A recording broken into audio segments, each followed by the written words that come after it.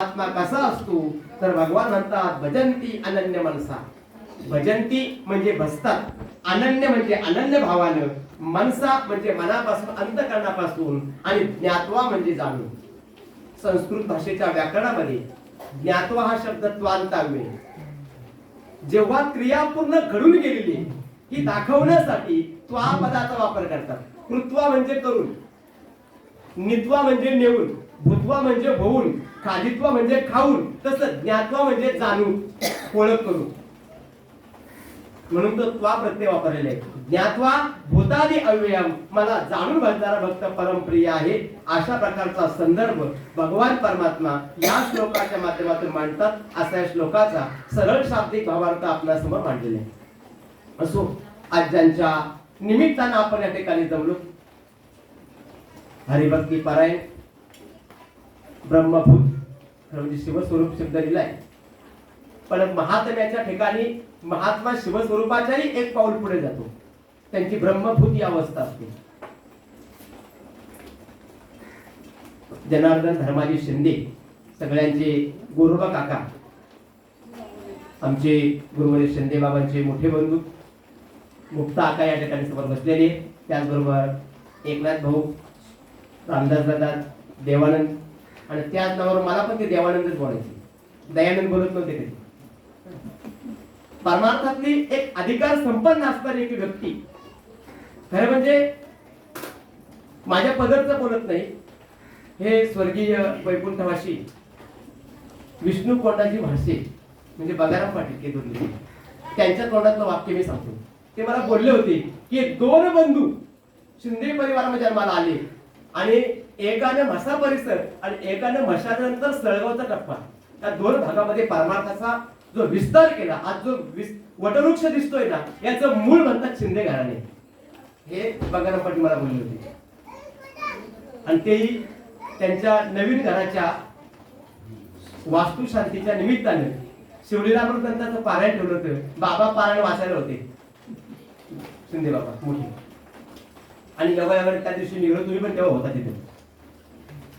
तर गंमत अशी आहे की तेव्हा त्यांनी मला सांगितलं होतं की यांनी परमार्थाचा उगम निर्माण केला. अशी परमार्थाची उगम निर्माण करणारी माणसं कशी असतात, ज्ञानोबा यांच्या भाषेत सांगायचं ते म्हणतात की गंगा उगमाला छोटी असते, उगमाला छोटी असलेली गंगा, तिचं विशालत्व जर पाहायचं असेल, तिचं मोजमाप करायचं असेल, तर ती जेव्हा समुद्राला मिळते ना, सागराला प्राप्त होते ना, तेव्हा गंगेचं पात्र मोजायचं. म्हणतात गंगेचं पात्र हे सागराला जाताना विस्तीर्ण होते. छोटं असणारं पात्र इतकं विस्तीर्ण होतं, इतकं विस्तीर्ण होतं की आपली नजर पलीकडच्या तीराला पोहोचत नाही. तेव्हा महापुरुषाची उंची मोजायची असेल म्हणजे मोजता येतच नाही, आणि जर उंची मोजता आली तर तो महात्मा कसा काय? महात्म्याला माप नाही. जगामध्ये ज्या ज्या पदार्थाला माप आहे त्याला मर्यादा आहे. जगातल्या प्रत्येक वस्तूला माप आहे. धान्य मोजायचं त्याला माप आहे, ते पोत्यामध्ये क्विंटल मध्ये मोजता येते. दूध मोजायचे लिटर मध्ये मोजता येतं.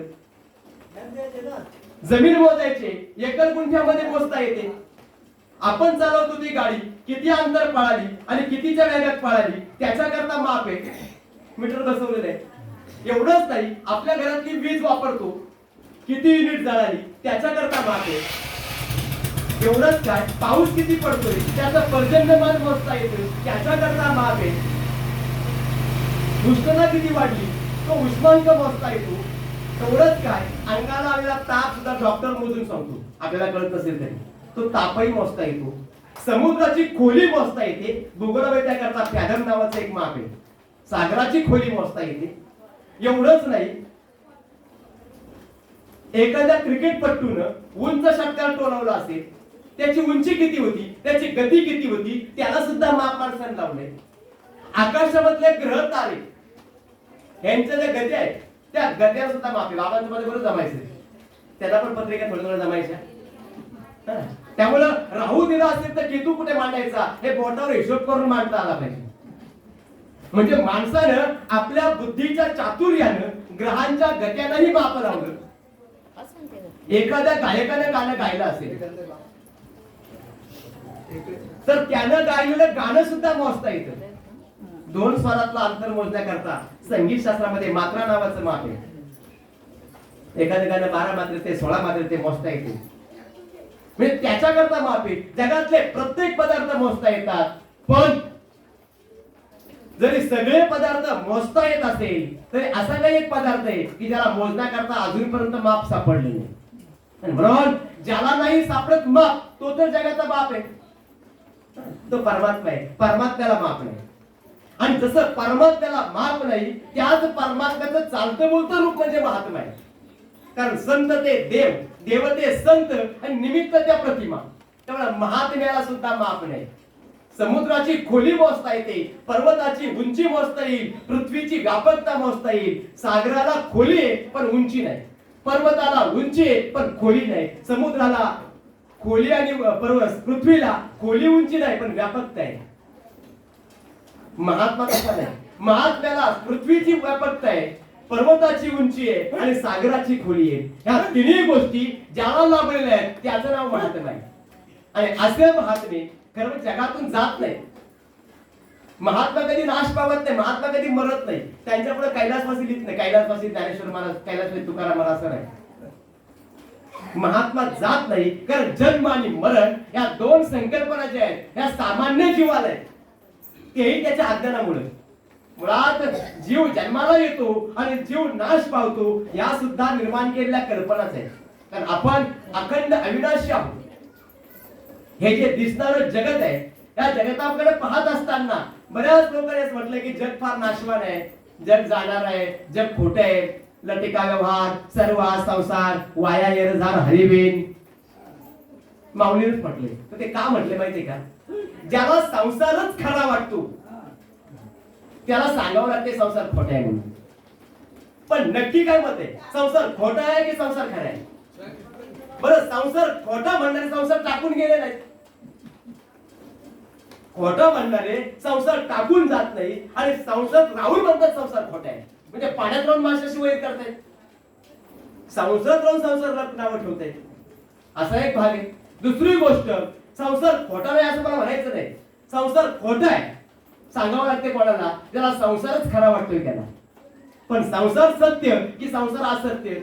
बरं, संसार खरा की देव खरा हाही प्रश्न आहे आपल्या पुढे. देव खरा की जग खरा? एकनाथ महाराजांचं भावार्थ रामायणामध्ये सुंदर वर्णन आहे. ते म्हणतात, साखरेचा फणस प्रबळ, साखरेचा फणस प्रबळ, तेने काटे त्वचा बीज गोड. आता तेने काटे त्वचा बीज गोड, आता त्या साखरेचा फणस केला, आता काटे पण साखरेचेच, त्याची साल पण साखरेचीच आणि बीजगोळ पण साखरेचाच. साखरेचा फणस केला प्रबळ, तेने काटे त्वचा बीज गोड. अवघे साखरचे केवळ, पण सगळी साखरच नव्हती, साखरेचा फणस त्यामुळे देवी जगब्रह्ममय सकळ ते म्हणतात. ते म्हणतात की दिसणारं जे संसार आहे, दिसणारं जगत आहे, हे निखिल परब्रह्म आहे, तो परमात्मा आहे. मग तो परमात्मा आहे, तो आमच्या अनुभवाला काय येत नाही हा प्रश्न महत्वाचा आहे. ती साखरच आहे, पण पाणा माणूस साखरेचा फणस केलाय, मग काटे वेगळे त्वचा वेगळी असा विचार करतो. आता काटे जरी वेगळे म्हटले तर ते साखरेचेच आहेत ना, कोण टाकून देतो का? साखरेच्या फणसाच्या आपल्या फणसाच्या नाही. साखरेच्याच फणसाची साल असेल ती कोण टाकून देईल का? साखर आहे ती. आणि साखरेच्याच फणसाचा बीजगोळ केला तो कोण टाकून देईल का? अजिबात नाही. तसे दिसणारं जे जगत आहे हे संपूर्ण परमात्मा आहे. विठ्ठल जलीच तरी भरला, रिता ठाव नाही उरला, अजिब्या दृष्टीने पाहिला विठ्ठलची. मग तो अनुभवाला काय येत नाही? यायला पाहिजे ना. जर परमात्मा आहे, परमात्मा असून परमात्माला अनुभवाला येत नाही आणि नसणारा जगत दिसते आम्हाला, ही अडचण आहे. दुसरी गोष्ट अशी, ते म्हणतात की सोन्याचे दागिने केले, दागिने सोन्याचे केले. आता दागिने खरे की सोनेपणा खरा? दागिन्यांचा आकार, दागिन्यांचा रंग पाहून कोणी पैसे देत नाही, सोनेपणा पाहून पैसे देतात. किती कॅरेटचे आहे?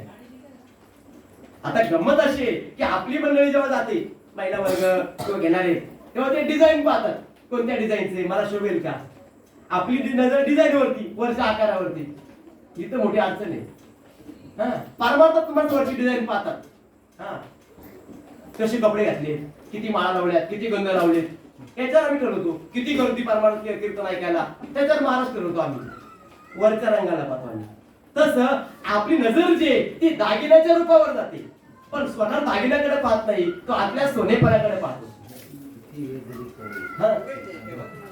तो पुढे येणार झाला तर तो दागिन्याच्या रूपाकडे पाहत नाही, तो सोनेपणाकडे पाहतो. मग मला सांगा, सोनेपणा खरा की दागिना खरा? सोनेपणाला किंमत आहे ना. दागिन्याचा समजा दागिने कथळाचे असतील तर कोणी पैसे देणार नाहीत, रंग सारखाचे, डिझाईन सारखीच आहे, म्हणजे सोनेपणाला किंमत आहे. ही गोष्ट मान्य केली आणि ज्ञानोबांनी पण ती मान्य केली 8व्या अध्याय ज्ञानेश्वरीच्या. आटते अलंकारी नाटते कनकासे जयापरी. दागिने बदलवता येतात, दागिने मोडता येतात, पण मोडता येणाऱ्या दागिन्यामध्ये, बदलणाऱ्या आकारामध्ये न बदलणारं सोनेपण आहे. सोनेपणा बदलत नाही, जो बदलत नाही तो सोनेपणा आणि बदलतोय तो दागिना. जे बदलतंय ते तटस्थ लक्षण आहे आणि बदलत नाही ते स्वरूप लक्षण आहे परमात्म्याचे. असू दे नसल्यास चालतात. आणि त्यामुळं स्वरूप लक्षण कधीच बदलत नाही आणि तटस्थ लक्षण बदलल्याशिवाय राहत नाही. शुद्ध सचित आनंद घन हे परमात्म्याचं स्वरूप लक्षण आहे. कधी राम झाला, कधी कृष्ण झाला, कधी गणपती. आता बाबांचा कारखानाच गणपतीचा पाहिजे. ग्राहकाची इच्छा असेल गणपती अशा प्रकारचा पाहिजे की तशा प्रकारचा, पार्वतीच्या मांडे पाहिजे. कोण घातलेला पैसा सावकाराच्या वेळेस तर तसं पण बनवतात ते. तुम्ही साकार तसं आकार द्यायचं काम ते करतात बरोबर. तसे तरी बरेच गणपती घडवले, ते चालते बोलते पण घडलो आम्ही. मानवता आता पुढे विचार करण्याच्या माध्यमातून बरेच गणपती घडले. मला सांगायचा मुद्दा असा आहे की ते आकारातले जे आहेत ना ते बदलवता येतात. मग सोनेपणा बदलत नाही, तो कायम राहतो, त्याची कॅरेट बदलत नाही, मग बदलते तो दागिना. मग आता पुन्हा प्रश्न आहे की दागिना खरा की सोनेपणा खरा? सोनेपणा खरा आहे का नाही तुम्ही मान्य केले ते ज्ञानोबांच्या बरोबर. मग आता पुढचा प्रश्न तुम्हालाच आहे की जर तुम्ही सोनेपणाला खरा म्हणतात तर तुमच्या घरातले दागिने मला आणून द्या सोन्याचे. का देत नाही तुम्ही? दागिने खोटे आहेत की नाही? त्याचं उत्तर ज्ञानोबांचा चांगले उपासष्टी मध्ये देतात. म्हणतात की सोने सोनेपणा होणे न येताची झालेले ने तेवी न वेसता जग होणे अंगे जया. ते म्हणतात की दागिनाचा आकार खोटा असेल मान्य, पण त्या खोट्या आकारात खरा सोना लपलाय ना, मग त्याला कुणी टाकून देईल का? देणार नाही. मग दिसणारं जगत खोटं वाटत असेल, आकार खोटा वाटत असेल, पण त्या खोट्या जगाच्या आकारामध्ये हा शुद्ध परमात्मा लपलेला आहे. आणि तो परमात्मा अखंड लपलेला, हात बाहेर, आत हरी बाहेर हरी, अंत बाहेर तो नटलेला आहे. आणि त्यामुळं तो असा असून सुद्धा आम्हाला का प्रतिक्रिया येत नाही याचं एकमेव कारण आहे तो सूक्ष्म आहे. आमची नजर जी आहे, तुमचा मुद्दा आता तिटी वेदने कवळे ते चांदणी असती म्हणे पिवळे, किंवा ज्वरे विटाळलेले मुख ते लहासी म्हणे कडविक. याचं एकमेव कारण असं आहे की दह्यामध्ये बॅक्टेरिया असतात. ज्यांना दुर्बीण मधून पाहिलं ना की त्याला ते बॅक्टेरिया जर दिसले तर दही खायची हिंमत करणार नाही. बॅक्टेरिया पाहिले, जंतू पाहिले तर खाणार नाही तो. आपण खातो कारण साधारण ते दिसत नाही, पण ज्याला बॅक्टेरिया दिसले तो दही खाईल का? खाणार नाही. तसं परमात्मा सूक्ष्म रूपानं आहे, त्याला पाहण्याकरता हे डोळे चालत नाही, त्याला दुर्बीण लागते. पण ती दुर्बीण जर आपल्याकडे नसेल गुरुकृपेची तर तो परमात्मा प्रतिक्रिया येत नाही. बरं दुर्बीण वापरली पण खऱ्याच त्या चांगल्या कंपनीची काच आहे का हे पण पाहिलं पाहिजे ना. हल्ली दुर्बीण मध्ये भरपूर झाले रस्त्यावर येणारे, घरोघरी अवघे झाले ब्रह्मज्ञान. त्यामुळं गुरुकृपेचा अनुभव येत नसेल, प्रतिक्रिया येत नसेल, जग परमात्मा आहे, फक्त बोलण्यापुरतं का जे जे भेटे भूत ते मानते भगवंत, ते प्रतिक्रिया पाहिजे. प्रत्येकात तो परमात्मा नटलेला आहे. मग समोरच्या शत्रूतही तोच आहे, मित्रातही तोच आहे, पत्नीतही तोच आहे, भावातही तोच आहे, दगडातही तोच आहे, पशुपतिकातही तोच आहे. विठ्ठल जळीस तरी भरला, हा अनुभवाला येत नाही ना, याचा अर्थ आमचं कुठेतरी परमार्थ मार्गात गणित चुकतंय. तो का अनुभवाला येत नाही? आणि म्हणून तो अनुभवाला ज्याच्या आला त्याला महात्मा म्हणतात. महात्म्याला हे सगळं जग जे भूती झाली समता, समत्वाची प्राप्ती होते, कारण अनुभवाला येत जातो आणि हळूहळू परमार्थ मार्गामध्ये प्रगती होत जाते. मुळात परमार्थ हा असा विषय नाही की आता बटन दाबलं की उद्या फोटो तयार. अलीकडे काय झाले, वास्तुशास्त्र, इतर शास्त्र असे बरेच तंत्र प्रगत झाले. पूर्वी एक घर बांधायचं असेल तर 1 वर्ष जायचं, आता 15 दिवसाला बिल्डिंग उभी राहते. बरं, जी 15 दिवसाला उभी राहते ना ती किती वर्ष टिकल सांगता येत नाही. ती मालकाबरोबर स्पर्धा करते, तू आधी का मी आधी वर जाते. याचं कारण काय, जेवढी लवकर तयार होते तेवढी लवकर कोसळते. आणि इकडे परमार्थात हेच झाले, प्रत्येकाला महाराज व्हायचे, प्रत्येकाला महाराज पदाची स्वप्न पडलेली आहे. नाही माईक पण नाही चालू. प्रत्येकाला महाराज पदाचे स्वप्न पडले, मला कोणतरी महाराज बनावं, पण मी कुठेतरी महाराजांकडे जाऊन अभ्यास करावा, मी श्रवण करावं, मी साधक व्हावा, मी भक्त व्हावा आणि मग मला भगवत प्राप्ती व्हावी अशी इच्छा कुणाचीच नाही. म्हणजे आपण विद्यार्थी व्हायचंच नाही, डायरेक्ट मास्टर व्हायचं. हे तंत्र विकसित झाल्यामुळे आम्हाला जगत रूपानं नटलेला परमात्मा अनुभवाला येत नाही. आमचं कुठेतरी वरमत चुकलेले. खरं म्हणजे आपण या संसारामध्ये जो आलोय ना, त्या संसाराला जिंकण्याकरता आलोय. तुकाराम महाराज म्हणतात, खरा पैलवान तो आहे ज्यानं संसार जिंकलाय. संसार जिंकलाय तर टाकून पळाला म्हणून संसार जिंकला असं नाही, तो घाबरून पळाला उलट. कारण ज्यांनी संसाराला त्यागून बाहेर पडले त्याला संसाराने नाही सोडले. एरवी विषय जिनोनी जन्मले, जे शुकाधिक दादुले ते विषयच वर्धले भाटे यांचे.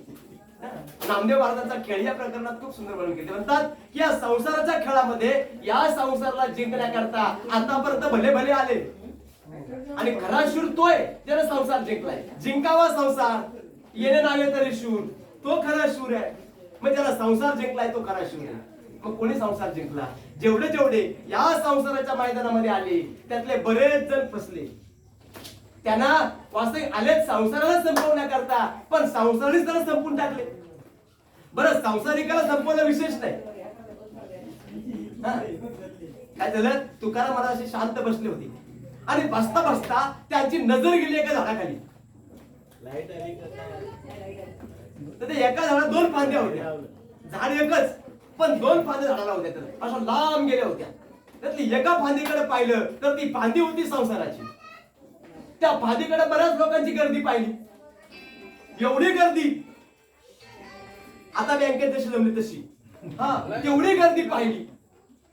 आणि मग प्रश्न पडला, काय लोकांना संसाराची गर्दी हो या झाडाखाली. जनतरी देखे गुंतले प्रपंची, स्मरण त्यांचे असं वाक्य थोडं पडलं तुकोबांच्या. पण पुढे जर विचार केला, ठीक आहे या संसारात एवढी गर्दी आहे, मग आपल्या पार्टीला किती बघू दे बरं.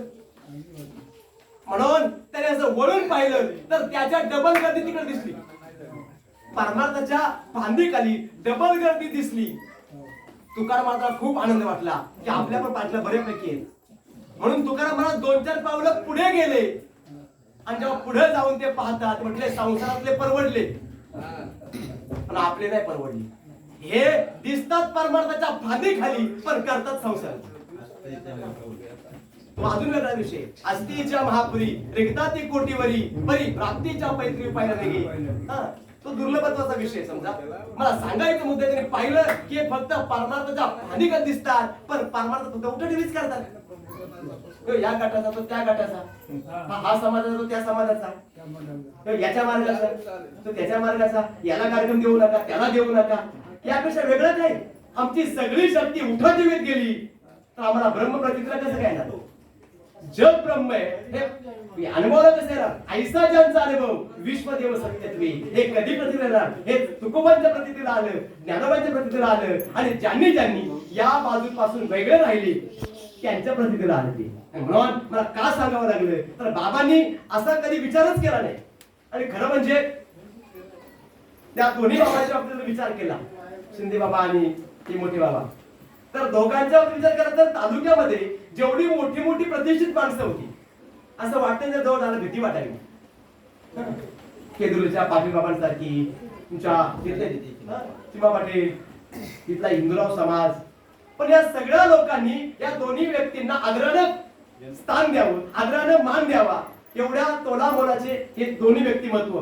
त्यातले एक बाबा आपल्या सरळगावला आले 85 पासून.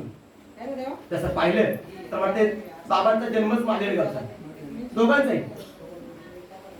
13 मे 1936 हा बाबांचा जन्मदिवस.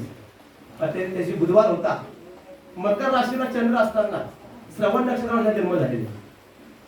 आयुष्यभर त्यांनी श्रवण केलं, श्रवण दिलं लोकांना, घडवलं. श्रवणावर जन्माला आले ते. त्यांचं राशीचं नाव खंडू कुशाल असं येत होतं. जनार्दन हे नाव त्याच राशीच्या अनुषंगाने आले, मकर राशीच्या. रवी शुक्र एकत्र दोन्ही ग्रह, पण जोडीला हर्षद असल्यामुळे थोडा हेकेखोरपणा राहिला शिल्लक त्याच्याकडे. स्वभाव हट्टी होता बाबांचा. पण समोरच्या माणसाला कधी न दुखावता साज आणि मावाळ, मिथुन आणि रसाळ, शब्द ऐसे कलोल अमृताचे, फार लौकिकाचा परमार्थ न करता आपल्या श्रीगुरूने जे आम्हाला दिलंय ना, गुरु दाविली या वाटा, एवढी विवेक चित्रता, धुवून या मलकटा बुद्धी तातेने, मग राहुने उगाळलेली प्रभा चंद्रालिंगली या ज्ञानदेवांच्या उक्तीप्रमाणे त्यानं आपला परमार्थिक व्यक्तिमत्व घडवलं. त्यामुळे बाबांच्या शरीराची उंच संकट, शिंदे बाबांपेक्षा उंच शरीर. एवढंच नाही, त्यांच्या शरीराची उंची तशी होती, तेवढी त्यांच्या विचाराची पण उंची होती. स्वभावाने प्रेमळ होती, मला अतिशय जीव लावायची. आणि ज्या ज्या वेळेला भेटले ना, की आता मला साधारणतः 1-1.5 महिन्यापूर्वी कुठेतरी भेटले, आठवत नाही, तर पटकन हात घातला आणि खडी साखर थोडा हातात माझ्या तो हातावर ठेवतो. ज्या ज्या वेळी भेटायचं ना, तेव्हा खडी साखर त्याच्या बरोबर असायची. तर एक तुकडा आपण हातावर, तुला हात बसतात. एकदा ते मला सहज बोलले, इथे पण त्याला खडी साखर दिली. तेव्हा त्या जुन्या घरात आम्ही बसलो होतो आणि पाठीमागे शेपटात लाडू होतो. आता हे मला माहित नाही, मला भरपूर शेंगा आले होते. ते म्हटले ही खडी साखर तुला, आणि त्या शेपटाच्या शेंगा आहेत ना, त्या वडवडीच्या लिये बाबाला, त्यांना मी देतो दरवर्षी, अशी मला सांगितलं. हे त्यांचं ते सूत्र होतं. आणि परमार्थात कोणत्याही प्रकारचा अवलंबन न करता गुरु मार्गाने परमार्थाची उपासना केली. आपल्या सहवासात जेवढे जेवढे आले तेवढ्यांना परमार्थ मार्गाकडे वळवलं. आणि मला वाटतं कदाचित त्यामुळेच, नाहीतर इतकी प्रतिष्ठित माणसं जी होती ती कधी पारमार्थिक मार्गात नसती आली. जेव्हा 2000 साली या ठिकाणी नव्याण्णव 2000ला आम्ही सप्त्याला इथे यायचो राधाकृष्ण मंदिरामध्ये, माझं पहिलं प्रवचन इथेच झालं. आणि त्यावेळेला त्यांच्या समवेत केंद्रुलीचे पाटील बाबा असायचे, इथले सासण्याचे बळवंत बाबा असायचे, बळवंत बाबा आहेत अजून, हरिनाना असायचे. हरिनाना, बळवंत बाबा ही जी जुनी माणसं होती ही सगळी तिच्या बरोबर असायची. आणि एक मोठी मैत्री असायची परमार्थाची. परमार्थ मार्गाची विचारधारा त्यांनी जोपासली होती. आणि अशा प्रकारची विचारधारा जोपासणं फार कठीण गोष्ट आहे. म्हणून मला सांगायचं मुद्दा आहे की त्यांनी संसार जिंकला खरा. तर संसार त्यागावा लागणारे संसार जिंकण्याकरता काय गंमत बघा ना, त्या गीतेमध्ये भगवंतानं कोणत्याच साधूचं नाव नाही घेतलं, कोणत्याच योग्याचं नाव नाही घेतलं, एका राजाचं नाव घेतले. देख पा जनकाधिक कर्म जात असे कर न सांगिता मोक्ष सुख पावते झाली. जनकाचं नाव आदराने घेतले. वास्तविक तो राजा होता. राजाचं नाव देवाने घ्यावं गीतेमध्ये. किती भाग्यवान आहे. देवाने उल्लेख करावा, मोठ्यानं उल्लेख करावा, त्याला किंमत आहे. संतांनी सरकार केला सेना नाही तशा प्रकारे. आणि म्हणून त्यानं सर्टिफिकेट दिलंय की जनक हे दिसलं व्यवहार करताना, पण व्यवहारात नव्हते, विधी अवस्थेत होती. तसं काही माणसं संसारात राहिली पण संसाराचा लेश लावून नाही घेतला. काही संसार त्यागून जाण्याचा प्रयत्न केला पण संसार जिंकता नाही आला. हा वाटतो थोडा खेळ सोपा नाहीये. नामदेव महाराज म्हणतात की या संसाराच्या मैदानावरती पहिला खेळाडू खेळायला आला. ब्राह्मणाचं पोर एका खेळाचे आले, 12 वर्ष लपाले रे, कापता कापता बाहेर आले, नागवेचं पळून गेले रे. ते म्हणतात की शुकमुनी मग प्रमाण महाराजांनी 12 वर्ष आईच्या गर्भात लपून राहिलं का, त्याला आईच्या गर्भात काळ होतं संसारातल्या भानगडी काय आहे आम्हाला मरेपर्यंत कळत नाही. तर काळाला ही गोष्ट चांगली आहे, आधी काही होती ते. पण संसारात आले, शुकांच्या व्यासांच्या आज्ञेने बाहेर आले, पण लगेच पळत निघाले. नामदेव महाराज काय कामाचा तो या संसाराच्या खेळाला घाबरून पळाला ना, मग तो कच्चा खेळले. ब्राह्मणाचं पोर खेळासाठी आले, 12 वर्ष लपाले रे, कापत कापत बाहेर नागवेच पळून गेले रे, मग कच्चा खेळले. संघाचा पहिलाच खेळाडू पाडला हो. म्हणून दुसरा खेळाडू तेवढाच ताकदीचा उतरवला. हा तरी खेळ करेल आशा होती, पण मागे एका सामन्यात खेळ केला होता. म्हणून दुसरा खेळाडू खेळण्याकरता आणला. म्हटलं कोण आहे ते, म्हटले 6 तोंड्या एक शंभूचं बाळ आणि बहुत राती गेले, खेळ खेळता दगड दिव्याने कपाट फोडून गेलेले. कार्तिक स्वामीला उतरवलं ना, 6 तोंड्या एक शंभूचं बाळ, भगवान शिवाचा पुत्र, 12 वेळा तारकाच मारणारा तो, असा एवढा मोठा पैलवान, पण तोही कच्चा ठरला म्हटलं या खेळामध्ये. एक लपून राहिले. कपाट फोडून गेलेले. आता दोन संघाचे खेळाडू पडले, आता करायचं काय? ते म्हटले आता हुशार खेळाडू पाहिजे. हुशार म्हणजे कशात? संघाचा धावपळ घालता राहिला पाहिजे आणि विकेट पण नाही गेली पाहिजे, म्हणून तसा हुशार खेळाडू उतरवला. म्हणजे कोण असा? ते म्हणजे चहू तोंड्याचा पोर एका नार्याही जाणं, तो खेळिया माझी आगळाने. चहू तोंड्या म्हणजे ब्रह्मदेव, ब्रह्मदेवांचे पुत्र नारद महर्षी, त्यांना उतरवलं. म्हणलं नारद, आता शब्दच आहे नारद, ज्यांचं पद कधी रद्द होत नाही त्यांचं नाव नारद. ते पद कधी रद्द होत नाही. म्हणजे आपल्याला वाटतंय की नारद कोणत्या युगात होऊन गेले, तर नारद कोणत्या व्यक्तीचं नाव नाही. प्रत्येक युगात एक एक नारद झाले. फक्त काय झालं, कलियुगात संख्या कमी पडली म्हणून पदसंख्या वाढवली. आता चौकात चौकात नारद झाले. आणि नामदेव महाराज त्या नारदाची व्याख्या सांगताना म्हणतात की नारद कोणाला म्हणायचं, तर कुचळी करून पोरे भांडवी आणि आपण राहे वेगळा. लोकांची भांडण लावून द्यायची, बाजूला व्हायचं, याला नारद म्हणतात. कुचाळी करून पोरे भांडवी आणि अशाच लोकांचा खेळ चालतो. हुशार लोक असतात ना, ती भावाभावांची, कुटुंबाची, गावागावाची भांडणं होतात, धर्माधर्माची, पक्षापक्षांची, आणि त्यांची पोळी बाजून घेतात. कुचाळी करून पोरे भांडवी आणि आपण राहे वेगळा रे, याला नारद म्हणतात. म्हणजे नारद त्या खेळामध्ये हुशार होते. खेळ्यामध्ये तो एक शान हुशार आहे, ही त्याची हुशारी. म्हटलं अजून कोणी हुशार खेळाडू आहेत का? नामदेव महाराज म्हटलं दोन आहेत. म्हटलं कोण आहे? म्हणजे खेळ्या माझी भीष्म्या शाना, खेळ्या माझी हनुम्या शाना. भीष्माचार्य आणि हनुमंतराय हे दोन हुशार खेळाडू आहेत. म्हटलं कुठल्या गिरिकंदरात राहतात का, हिमालयात राहतात का? म्हणजे काय नाही, हे व्यवहारात राहतात, पण डागणे लावून घेतला या दोन बाबांसारखा. राहिले व्यवहारामध्ये पण कलंक लावून घेतला नाही. जसे पांढरे कपडे भीष्माचार्य वापरले तसेच ते आतून शुद्र होते. आज ते कपडे आपणही वापरतो, पण आतली गॅरंटी त्याच्या येत नाही. त्यामुळं जराही डाग लावून घेतला नाही. खेळ्या माझी भीष्म्या शाना आणि खेळ्या माझी हनुम्या शाना, हनुमंतराय.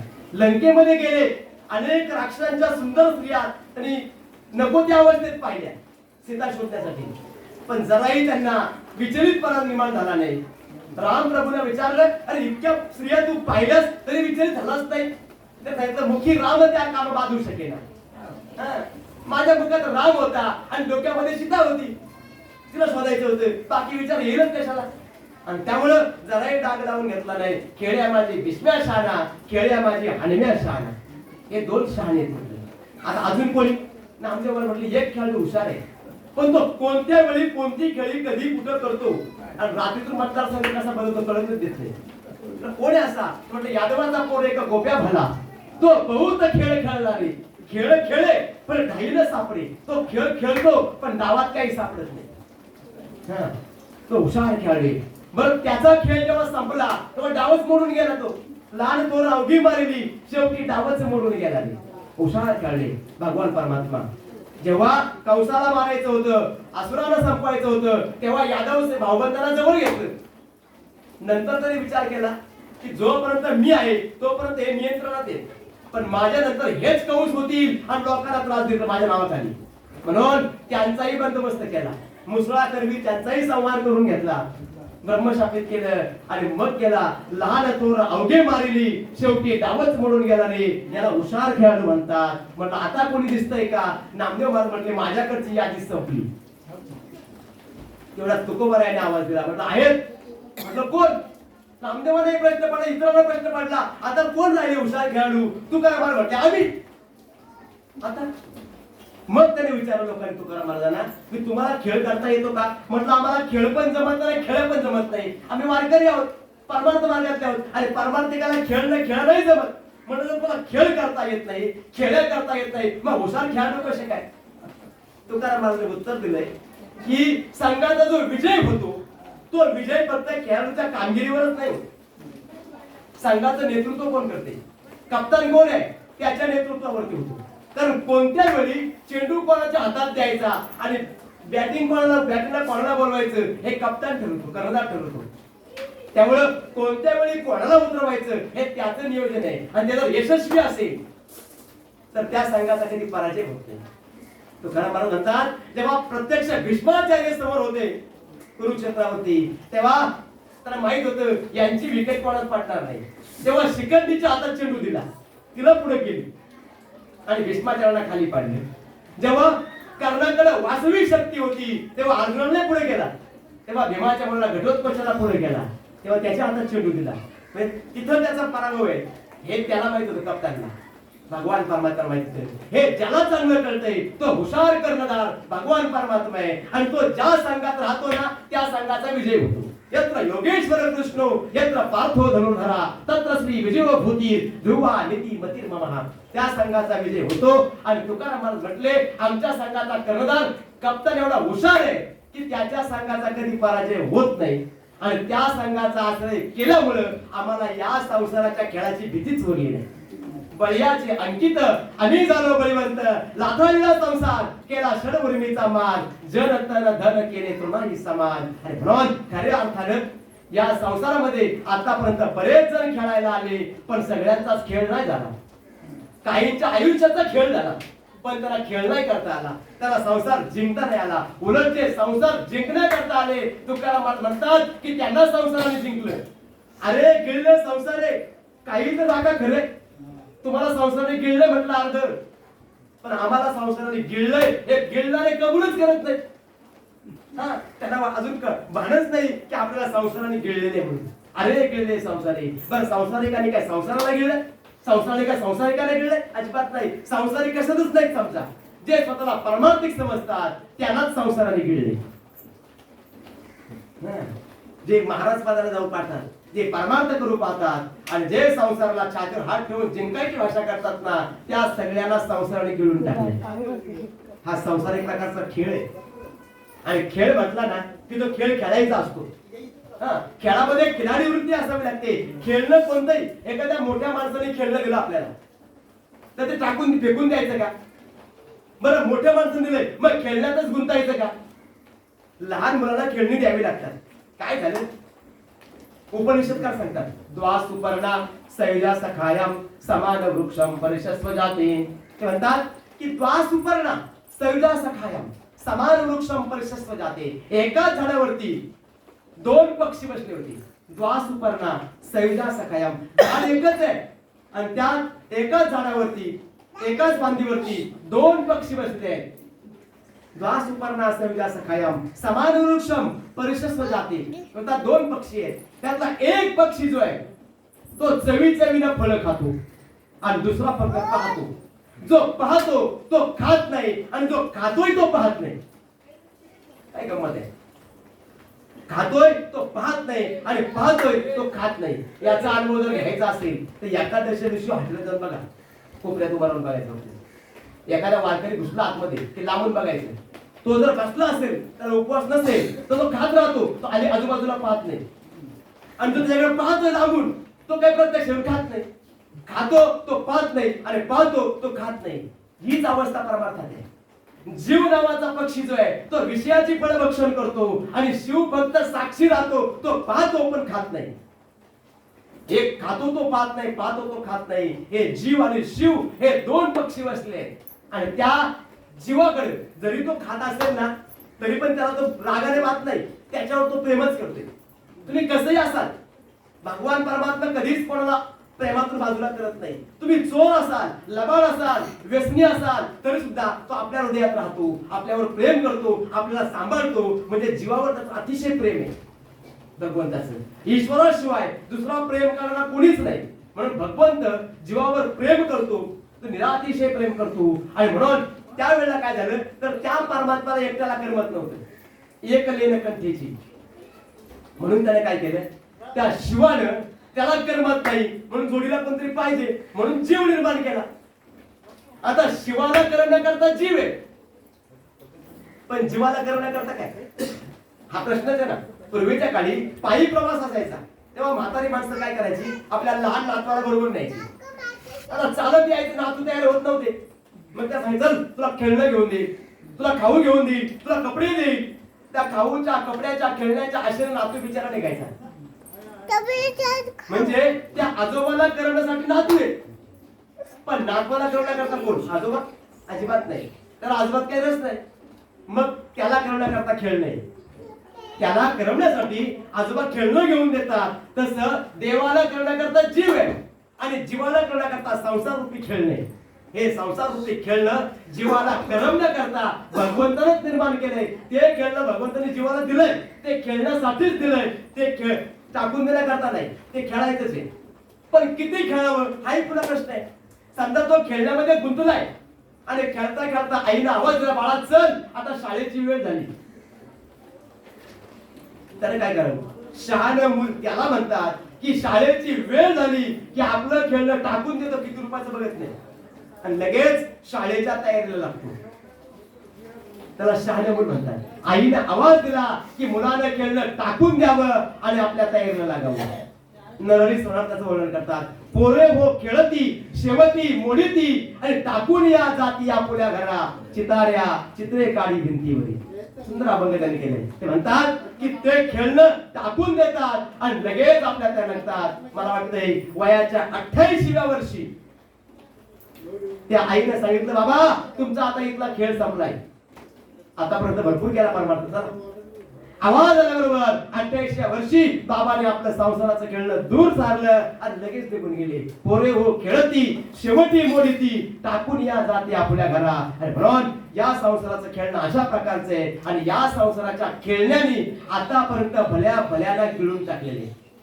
यानं संसारिकाला तर गिळलंच, पण परमार्थ करतोय ना त्याला पण त्याने काही सोडलं नाही. त्याला पण परमार्थिकाला पण गिळलंय. अगदी याचं प्रवचनकाराला गिळलं, कीर्तनकार गिळले, कथाकार गिळले, रामाचार्य भागवताचार्य काय काय आचार्य असतील, महामंडलेश्वर असतील. एवढंच नाही तर बरेचसे मठाधिपती साधू संत यांना सुद्धा गिळण्याचा प्रयत्न केला. योगी जपी तपी यांना सुद्धा संसाराने गिळलंय. त्यातून फक्त वाचले दुर्लभ. म्हणून जे दुर्लभ आहे तेच फक्त या संसारावर विजय मिळवून राहिले. म्हणून खऱ्या अर्थानं कोणत्याही लौकिकाच्या आहारी न जाता ज्यानं परमार्थाचा मार्ग स्वीकारला आणि तो महात्मा कसा असतो तर भगवान म्हणतात त्यानं दैवी प्रकृतीचा आश्रय केलेला असतो. दैवी प्रकृतीचा आश्रय केलेला महात्मा तशा प्रकारचे आहे. महात्मा तुमाम पार्थ दैवी प्रकृती असलेला. 9व्या अध्यायाच्या सुरुवातीला असा विषय निघाला की भगवान परमात्म्याने या संसारात जेवढे जेवढे गिळले गेले आणि मी संसारात गिळलो गेलोय हे कबूल न करता परमार्थाचा बाजार करणारे बरेच पाहिले. बरोबर आहे. ते म्हणतात हे दिसतात परमार्थाच्या फांदीखाली पण करतात संसार. शिवाय मला न जाणता भक्ती करतात, अजाणतेपणाने भक्ती करतात, अनगडपणाने परमार्थ करतात. आणि ते म्हणतात की श्रद्धा आहे मान्य आहे, भावना आहे मान्य आहे, पण नुसतं कर्म करत असेल, कर्मामध्ये श्रद्धा असावी, श्रद्धेचे कर्म, ज्ञान असेल पण त्याला विचार नसेल तर ते ज्ञान काही कामाचं नाही. विचाराचं ज्ञान, भक्ती करतोय आणि चित्तात भाव नाही, त्या भक्तीला किंमत नाही. भावाची भक्ती आणि जोपर्यंत विषयासक्ती शिल्लक आहे तोपर्यंत संसार. जोपर्यंत अगदी हिमालयात जाऊन बसला असेल आणि लंगोटीची चिंता करत असेल तर तो संसारिक आहे. त्यामुळं जोपर्यंत विषयासक्ती शिल्लक आहे तोपर्यंत संसार. संसारिकाला विषयासक्ती, विचाराचं ज्ञान, भावाची भक्ती, श्रद्धेचे कर्म. जोपर्यंत कर्मात श्रद्धा नसेल तर त्या कर्माला किंमत नाही. ती श्रद्धा असावी, पण ते म्हणतात की श्रद्धा असताना त्या श्रद्धेमध्ये अंधश्रद्धा नसावी. म्हणतात गरुडाचे पंख मजबूत आहेत आणि डोळेच नाही तर फायदा काय. आंधळ्या गरुडाचे पंख हाती ते कवन उपयोगा जाते, तैसे सत्कर्माचे उपके ठाती ज्ञाने विन. ते म्हणतात आंधळ्या गरुडाचे पंख काय उपयोगाला जातात? काहीच नाही, टक्कर घेईल पर्वताला. शरीर मजबूत आहे पण दृष्टीच नाही, फायदा काय. परमार्थाची नजर यावी लागते आणि ती परमार्थी नजर काय येत नाही तर गुरु कृपेची दुर्बीण वापरून हे जग परमात्मा आहे हे आमच्या अनुभवाला येत नाही. ज्याला ती नजर आलेली आहे त्याला चराचरात ईश्वर दिसतो. आणि म्हणून देव दिसेल तिथे नजर जाण्यापेक्षा नजर जाईल तिथे भगवंत दिसावा, ही नजर जर आलेली आहे. आणि ती नजर येणं म्हणजे परमार्थ. परमार्थाच्या नावाखाली बऱ्याच गोष्टी चाललेल्या आहेत. आणि म्हणून खऱ्या अर्थानं अशा प्रकारे मोगम परमार्थ करणारे आणि परमार्थाचा हाव आणून मी परमार्थिक मिळवणारे लोक आहेत ना, तुकोबा म्हणतात, ज्ञानोबा म्हणतात यांना संसाराने गिळलेले आहेत. अरे गिळले संसारी, यांना संसाराने सोडलं नाही. श्रीमद आद्य शंकराचार्यांच्या काळातली गोष्ट आहे. आद्य शंकराचार्यांच्या काळामध्ये एका संन्याशानं संन्यासाश्रम स्वीकारले. भगवान हरण केलं त्यांनी, पण अजून काही विधी बाकी होता. चिरा व्हायचा बाकी होता, पुढचा विधी बाकी होता. आणि योगायोगानं त्यांचं देहावसान झाले. आता त्यांचे शिष्य होते बरेचसे. त्या शिष्याने विचार केला की यांचं शेवटचं कर्म कसं करायचं. भगवा घातल्यामुळे संन्यासी आहेत, मग संन्यासाची विधी करायचे आणि चिराव नाही झाला, त्यामुळे संन्यासाचे कर्म करावेत की नाही करावेत याच्यावरून दोन गट पडले. म्हणजे प्रत्येक ठिकाणी पडतात, हा कार्यक्रम मध्ये राहते इथून पण गट पडतात. तर दोन गट पडले आणि शेवटी शेवटी वाद गेला शंकराचार्यांपर्यंत. आद्य शंकराचार्य सांगितलं ठीक आहे जागेवर मी येतो आणि मग वादाचा निवाडा करतो. शंकराचार्य हजर झाले त्या आश्रमाजवळ. तरुण संन्यासी होता, ब्रह्मचारी होता, हुशार होता. म्हणजे अगोदर सगळ्या मठाची झडती घ्या. आश्रमाची झडती किती काहीच भेटलं नाही. म्हटलं काहीतरी भेटेल, अजून पुन्हा शोध घ्या. सगळं शोधून पाहिलं पण काहीच नाही मिळालं. शेवटी स्वतः शंकराचार्य आत आले आणि त्यांनी पुन्हा झडती घेतली. त्यात एक छोटी डबी भेटली. त्या छोट्या डबीमध्ये लवंगा होत्या. त्याच्या उशाला ठेवल्या होत्या.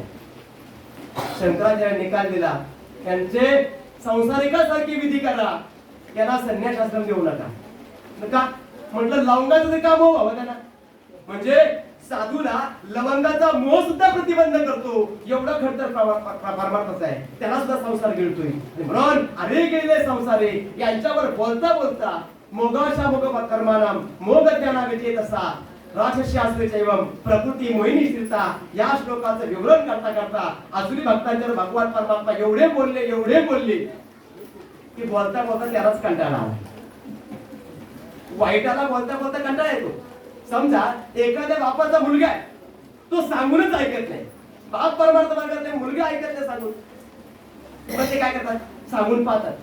सरळ सांगतात हे करणं योग्य नाही, हे करणं वाईट आहे, पण तरी पण सांगून ऐकत नाही. मग काय करावं, मग त्याला दंडावून सांगलं पाहिजे, पण तरी ऐकत नाही. मग प्रेमाने सांगून पाहिजे तरी ऐकत नाही. मग शेवटी काय करतात, काकुलतीला बोलतात.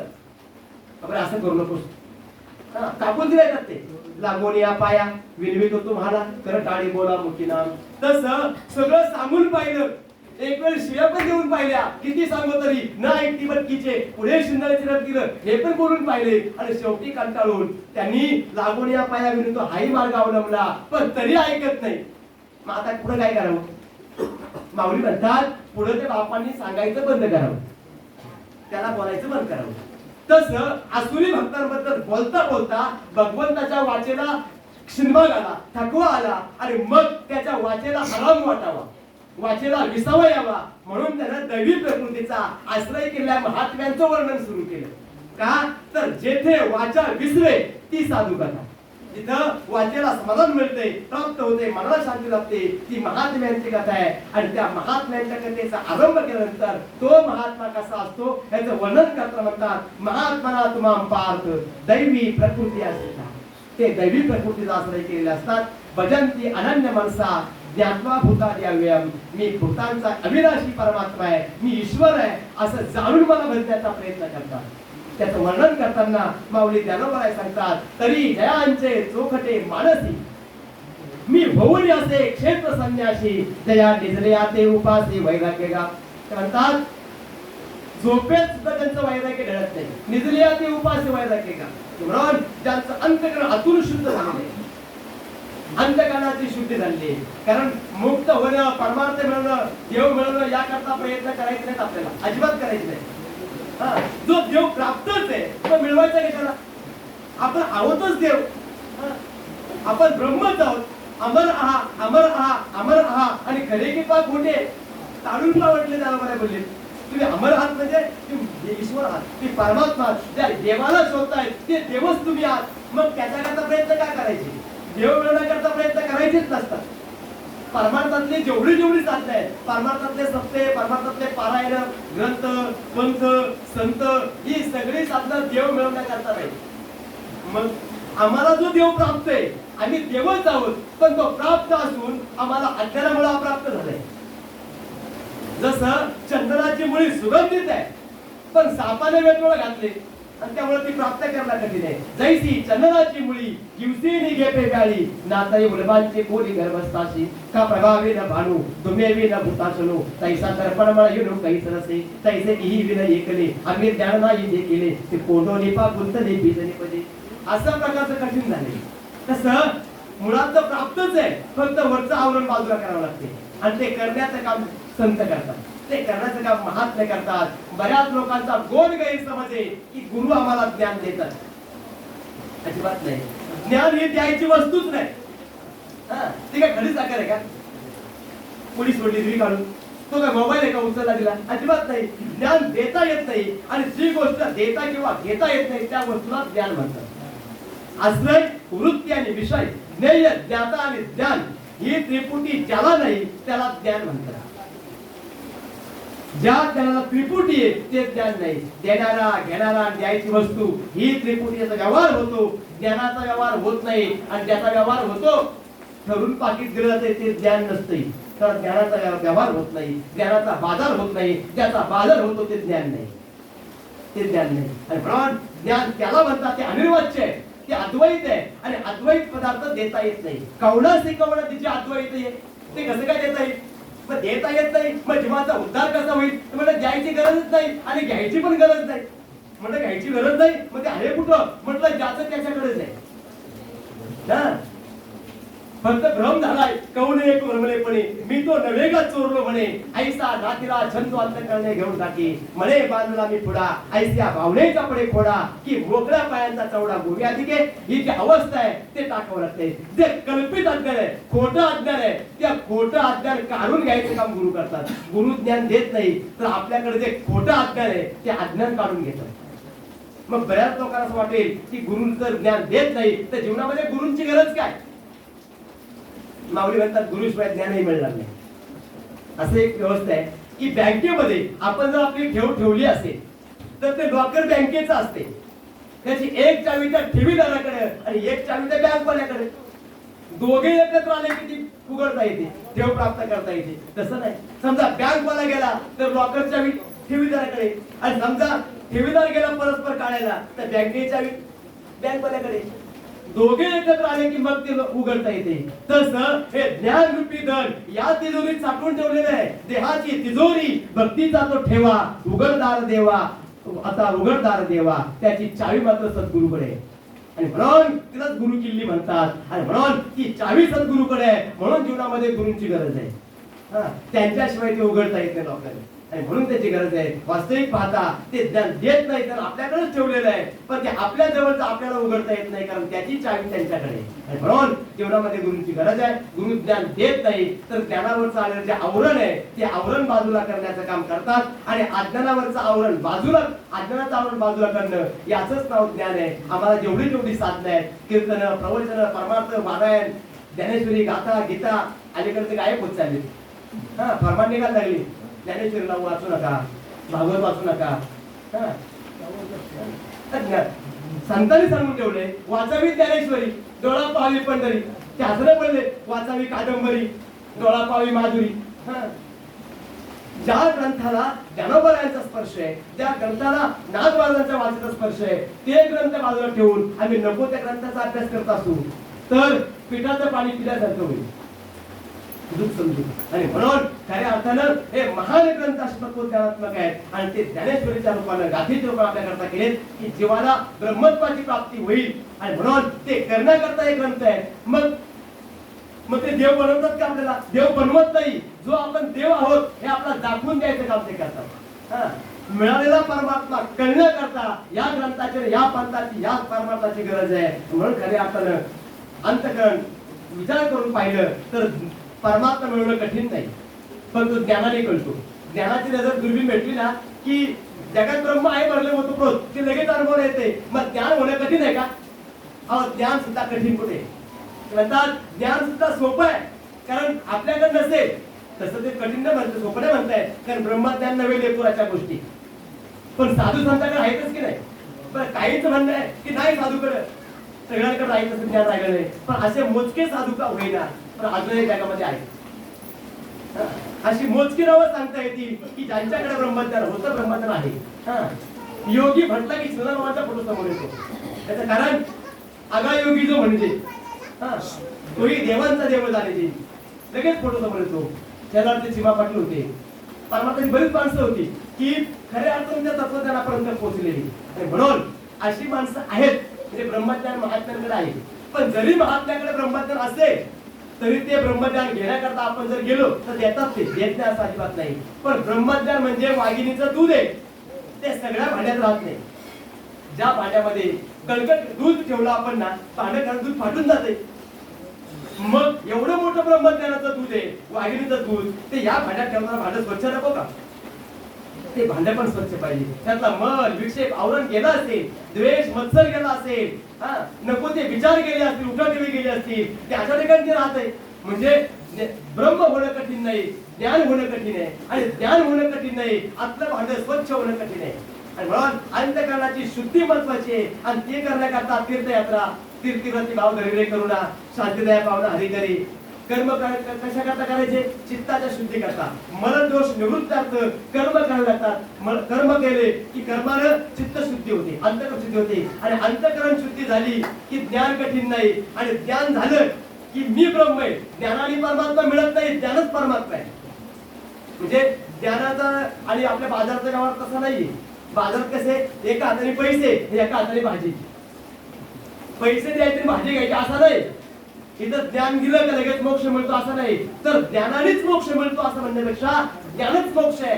ज्ञान एव तू कैवल्यम, ज्ञानात एव तू काय म्हटलंय, म्हणजे ज्ञानच मोक्ष आहे. आणि म्हणून ज्ञानापेक्षा मोक्ष वेगळा नाही. इथं अभेद आहे, नामनामीचा अभेद म्हणतात त्याला. तसं नाम देणारा नाम घेणारा असा भेद शिल्लक राहत नाही. गुरुही तोच, शिष्यही तोच, आणि व द्यायची वस्तू पण तोच होतो. आणि म्हणून ही अवस्था प्राप्त होते. त्याकरता अंतःकरण स्वच्छ असावं लागते. अंतःकरणातले मल विक्षेप नको ते विचार गेले पाहिजेत, ज्याच्या चित्ताची शुद्धी झालेली आहे, वरून नाही. नाहीतर गाढव तीर्थीने हाणीला, वरून किती मृताईचा शृंगारीला, वरून शृंगार न केले तर आतले विचार विकार जर गेले नसतील, आतली वाईट वृत्ती गेली नसती,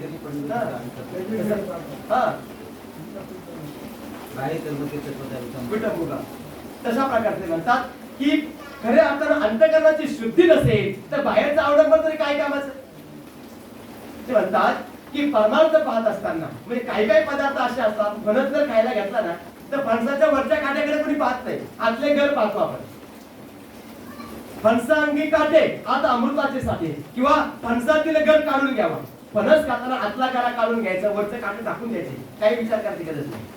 पण जांभळं किंवा बोरं खात असतो ना आपण, तर वरचा भाग घ्यायचा आणि आतली बी टाकून द्यायची, त्याचा आतला भाग टाकून द्यावा लागतो. तुकाराम महाराजांना शंका आली आणि त्याला ती विचारली. ती कोणाला विचारली कळत नाही, पण अंदाजाने असं वाटतंय की ज्ञानोबाला विचारली. समाजाला बोलतात की सोन्याची कळशी आहे, सुवर्णाचा कळसू आणि माझी सुरारस. सोन्याची कळशी, आता एक कळशीला सोनं किती तोळ लागला असेल? कळशी सोन्याची आहे, एवढा तोळ्याची, पण आत भरलेली दारू. आता करायचं काय? दारूची कळशी म्हणून टाकून द्यावं तर एवढं सोनं फुकट जाते. आणि सोन्याची म्हणून स्वीकारायचं, आत दारू भरलेली आहे, घ्यावं काय? सुवर्णाचा कळसू माझी सुरारस, काय करावं नक्की? ज्ञानोबांनी उत्तर दिलंय की गंगोदक जरी झाले तरी मद्याचे भांड आले, ते घेऊनही काही केले. किंवा नव्हे पवित्र गंगा महिरा संगे मदिरेच्या संगतीनं गंगा पवित्र राहत नाही. तसं आता इथं काय करायचं, तर वरची कळशी काढून घ्यायची आणि आतली दारू टाकून द्यायची, ती प्यायची नाही. सोन्याची म्हणून, सोन्याच्या कळशीनं आणली म्हणून नाही घ्यायची ती. आपली गंमत हीच झाली, सोन्याच्या कळशीनं आणली ना की आपण काही पण घेतो. विरोधाचार्य गायनाचार्य की आपण त्यांचंही ऐकतो. आतून तो काय देतोय हे पाहत नाही, आतले विचार पाहत नाही. भगवान परमात्मा आपल्या अंतःकरणातले विचार पाहतो, अंतःकरणातली वृत्ती पाहतो, तो वरची कृती पाहत नाही. कारण भगवंताला कृतीचा परमार्थ आवडत नाही, त्याला वृत्तीचा परमार्थ आवडतो. म्हणून तरी जयाचे चौकटे मानसी मी होऊन असं एक क्षेत्र संन्यासी, असं शुद्ध अंतःकरण ज्याचं झालंय ना. माऊली म्हणतात की मी बाकी क्षेत्राचा संन्यास घेतो, मी वैकुंठात राहत नाही. नाम वासमी वैकुंठे योगिन हृदय रवो मत भक्त यत्र गायन्ते तत्र तिष्ठामि नारदा. त्या ठिकाणी माझे भक्त माझं चिंतन करतात ना, त्याच्या ठिकाणी राहतो. माझे भक्त गाती जेते तयापासी पांडवा मी हरपला दिवसावा, जेते नाम घोष बरवा करती माझा, तिथं मी येऊन राहतो. पण म्हणतात की अन्य क्षेत्राचा संन्यास घेतो आणि त्यांच्या हृदयात मी राहतो. आता त्यांच्या हृदयात परमात्मा राहतो, ही पण अडचणच आहे. ही अडचण आहे. कारण नमो स्वभाव भजन भाजना भवेग कुंभ भंजना विश्व उद्भव भुवना श्री गुरुराया. या ओळीत माऊली म्हणतात की विश्व ज्याच्यापासून उद्भवित झालेलं आहे, विश्वाला उद्भवित करणारा एवढं मोठं दिसणारं जग, त्या जगाला ज्याने निर्माण केलंय तो परमात्मा जगापेक्षा किती मोठा माहितीये. असे अनंत ब्रह्मांडाचे हृदयात आहेत, अनंत ब्रह्मांड जयाच्या उदरी हरी हा बालक बनला घरी. आणि एवढा मोठा तो परमात्मा ज्याने हृदयात साठवलंय, साठविला नाही हृदय संपुष्टी, मग ते किती मोठे असतील, त्यांनी अंतःकरण किती मोठं केलं असेल, काय गंमत आहे. म्हणून ते त्या परमात्म्याच्या राहण्याचं घर म्हणजे महात्मा आहे. म्हणून भगवान परमात्मा अन्य क्षेत्राचा संन्यास घेतो आणि त्या साधू संतांच्या हृदयात राहतो. आणि तो कसा ओळखायचा ते म्हणतात, त्याला ओळखायचा असेल तर जयाच्या आस्तीच्या सद्भावा हा तू धर्म करी राणेवा, जयांचे मन बोलावा विवेक असे. ज्यांच्या बोलण्यामध्ये आस्था आहे, ज्यांच्या आस्थेच्या सद्भावनेमध्ये धर्म जिवंत राहतो, जे ज्याच्यामुळे धर्माला जिवंतपणा आहे, धर्म ज्यांच्या आश्रयावर राहतो. धर्माच्या आश्रयावर राहण्यापेक्षा धर्माने त्यांच्या आश्रयावर राहतो. आता बऱ्याच लोकांचा तर्क आहे, म्हणजे म्हणतात लोकांशी की आता कुठे साधू राहिलेत, आता कुठे संत राहिलेत, आता कुठे परमार्थिक राहिलेत, सगळे बिघडले असे लोक बोलतात. तुमचं काय म्हणते मला माहित नाही, काय म्हणणे तुमचं. त्याचं उत्तर माऊलीने दिलेले. ते म्हणतात की कदाचित 95% 90% साधू बिघडले असतील, परमार्थकाने माणसं बिघडले असतील, मान्य करतात ते. पण कुठतरी 1, 2, 3, 4, 5% का होईना, पण एखाद तरी महात्मा जगात शिल्लक आहे. आणि तो जर नसताना तर जग राहिलं नसतं. ज्या अर्थी तुम्हाला आम्हाला सुखाचा अनुभव दिसतो, ज्या अर्थी सुखाची जाणीव अनुभवाला येते, ज्या अर्थी आम्हाला काहीतरी चांगलं अनुभवाला मिळते, याचा अर्थ कुठेतरी महात्मा आहे. ते म्हणतात की काळा कुठं अंधार पडलेला आहे आणि त्या अंधारामध्ये कुठतरी उजेड दिसतोय, याचा अर्थ दिवा असला पाहिजे. कारण दिव्याशिवाय उजेड असणारच नाही. जसं काळ्या कुठं अंधारामध्ये चमकणारा उजेड हा दिव्याचं अस्तित्व दाखवून देतो, तसं तुम्हा आम्हाला जे थोडंफार का होईना सुख अनुभवाला येते, समजून घ्यायचा कुठतरी एखादा महात्मा आहे. या काकांसारखा बाबांसारखा कुठला एखादा महात्मा आहे की ज्याच्या अनुभवामुळं, त्याच्या अस्तित्वामुळं जगामध्ये थोडाफार तरी सुख अनुभवाला मिळते. सुखाची चढावा जयांचे असणे, ज्यांचं असणं सुखाचं अस्तित्व आहे. कारण सुख आणि धर्म हे दोन शब्द असे आहेत की ज्याला सुख पाहिजे तर धर्मानं वागावं, कारण सुख धर्माच्या आश्रयाला राहते. जर धर्म नसेल तर सुख मिळणार नाही. तैसा स्वधर्म जरी लोपला तरी सर्व सुखाचा थारा मोडला. जैसा दीपासवे हातला प्रकाश आहे, दिवा विझला की प्रकाश निघून जातो, तसा स्वधर्माचा दिवा जर जीवनात नसेल तर सुख मिळणार नाही. म्हणजे सुख राहतंय धर्माच्या आश्रयाला, पण तो धर्म कुठे आहे तर तो धर्म राहतो साधू संतांच्या आश्रयाला, महात्म्यांच्या आश्रयाला. महात्म्या व्यतिरिक्त धर्म कुणाकडे राहत नाही. आता धर्माच्या वेगवेगळ्या व्याख्या लोकांनी केल्या, त्याचाही